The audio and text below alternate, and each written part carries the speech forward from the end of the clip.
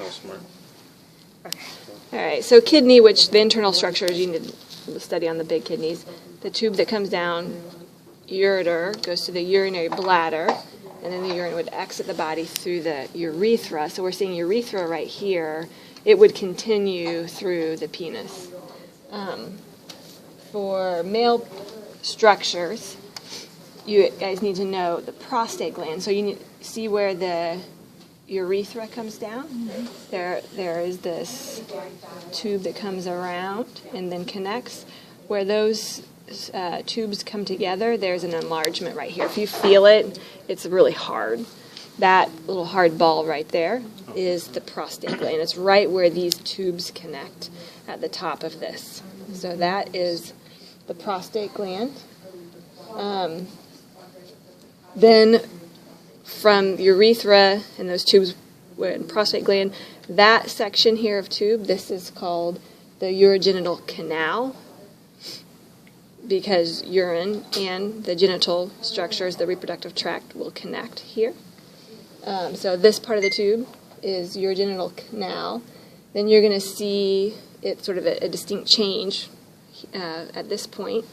That is where we will find, we'll look at the penis here in a minute, but right where we have the change between the urogenital canal and the penis, the bottom or embedded part of the penis is called the bulb, and that's where the bulbourethral glands are located, so just sort of deep to where the penis starts. There's one on either side, so here and here. That's something you're going to have to get your head down in there to see it clearly. But those are bulbourethral glands, so it's where the urethra comes into the bulb of the penis. So that's that gland. And then we have penis glands in the... I'm going to actually just have you know the glands. The glands is the enlarged tip, which I still have part of it covered with skin on this cat. But we could dissect that out a little bit better. But it is that enlarged tip. The crura, I don't know if you guys learned when you did your anatomy classes, the bulb of the penis is divided into, or the root is divided into the bulb and the crus. There's a right and a left crus. Those are branches that go deep, but I'm actually going to cross that off your list. So they are near the bulbourethral glands. Testes. So we got the testis out of the scrotum, which was that fur-covered sac. Epididymis sits on the testis, and I forgot we didn't get that separated out here. So I'm going to get the connective tissue. I can. My hands are all slippery.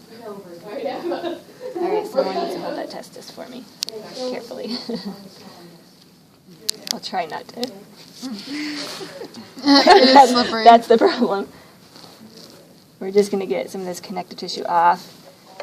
And if you look real close, you're going to see a highly coiled tube. Maybe I'll use the scissors. That highly coiled tube is the epididymis. Sorry, I didn't have that dissected before we started the video here. I'm going to get the connective tissue covering off a little bit better. So you guys remember all the functions of these things, right? Mm-hmm. Maybe. So that's where the sperm collects, right? Yep. Before ejaculation. The testes are where the sperm are produced. Right. Inside the tubes, they're called the seminiferous tubules. But then they travel to the epididymis. And they sit there. That's where they're stored, and that's where they become mature. They have to sit there for a while to be mature, able to swim on their own. So they're stored there until ejaculation.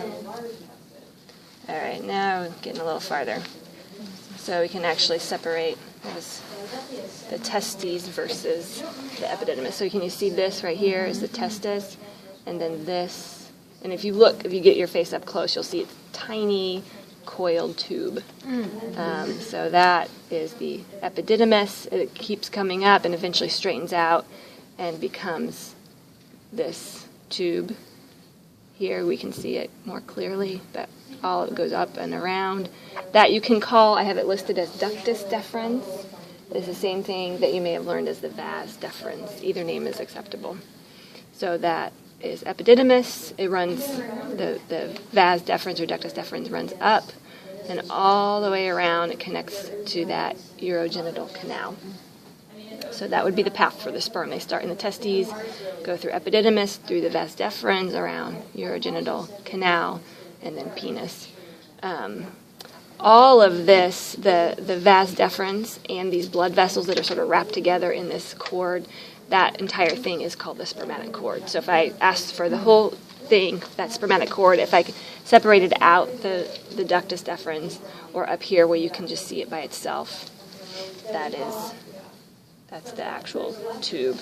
The blood vessels you can see independently here too. These are part of the spermatic cord, but that ductus deferens and the blood vessels run down to connect to the testes. Internal spermatic vessels. Yeah, so those are the internal spermatic vessels. I'm going to touch this. Could you say that one more That's time? it. I'm sorry. On the